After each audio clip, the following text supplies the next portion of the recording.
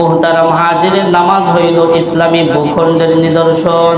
পরে একজন ব্যক্তি যখন প্রকাশ্যে নামাজ পড়ে তাকে কাফের ফতোয়া দেওয়া যায় না। ঠিক কোন দেশে যদি নামাজ হয়, আজান হয়, মসজিদ থাকে, ওই দেশকে দারুল কুফুর বলা যায় না। যখন বান্দারা নামাজ পড়ে তখন ওই বান্দারা আল্লাহ এবং আল্লাহ রসুলের জিম্মায় থাকে, আল্লাহ এবং আল্লাহ রসুলের জিম্মায় থাকে।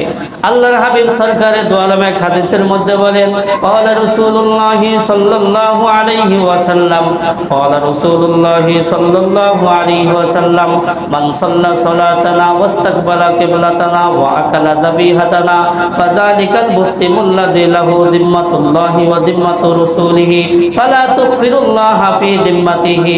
সরকারে দু আলম বলে, যারা আমাদের মতো নামাজ পড়ে, যারা আমাদের কিবলাকে কিবলা মনে করে, যারা আমাদের জবাইকৃত পশু খায়, তারা মুসলিম, তাদের জিম্মাদার হইল আল্লাহ এবং আল্লাহর রসুল। সুতরাং তাদের সাথে বিশ্বাসঘাতকতা করে আল্লাহ তাআলার জিম্মাদারির ক্ষেত্রে তোমরা খেয়ানত করিও না, খেয়ানত করিও না। এটা হলো ঐক্যের মাপকাঠি। এটা কি? ঐক্যের মাপকাঠি। আজকে দেখবেন সমাজে বিভিন্ন মুসলমান কি খালি খোঁচাখুচি করে, কি করে, এর মধ্যে এই টুরিটি, এর মধ্যে এই টুরিটি। না, এমনটি করা ঠিক না। ঐক্যের মাপকাঠি হলো তিনটি: মান সাল্লা সালাতানা ওয়াস্তাকবালা কিবলাতানা ওয়া আকালা যাবিহাতানা ফাযালিকাল মুসলিম। আল্লাহর হাবিব বলেন, যারা আমাদের মতো নামাজ পড়ে, যারা আমাদের কিবলাকে কিবলা মনে করে, যারা আমাদের জবাইকৃত প্রাণী খায়, তারা মুসলিম। সুতরাং তাদের জিম্মাদার হইল আল্লাহ এবং আল্লাহর রসুল। মুহতারাম হাজিরিন, এই জন্য যারাই নামাজ পড়ে তাদের সাথে ভালো ব্যবহার করতে হবে। তাদের সাথে কি? ভালো ব্যবহার করতে হবে। মুসলমানের দোষ ত্রুটি টুকটাক থাকতেই পারে, এত খোঁজাখুঁজি করা যাবে না, এত খোঁজাখুঁজি করা যাবে না। তো যারা নামাজ পড়বে তারা আল্লাহ আল্লাহ রসুলের জিম্মায় থাকে। মুহতারাম হাজিরিন, সরকারে দু আলম যখন যুদ্ধের জন্য যাইতেন, রাত্রে বেলা কখনো আক্রমণ করতেন না, সকাল পর্যন্ত অপেক্ষা করতেন। যখন এই ফজরের সময় কর্ণকুহরে ওখান থেকে আজান আল্লাহর হাবিবের কর্ণকুহরে ভেসে আসলো, তাদের উপর আক্রমণ করতেন না।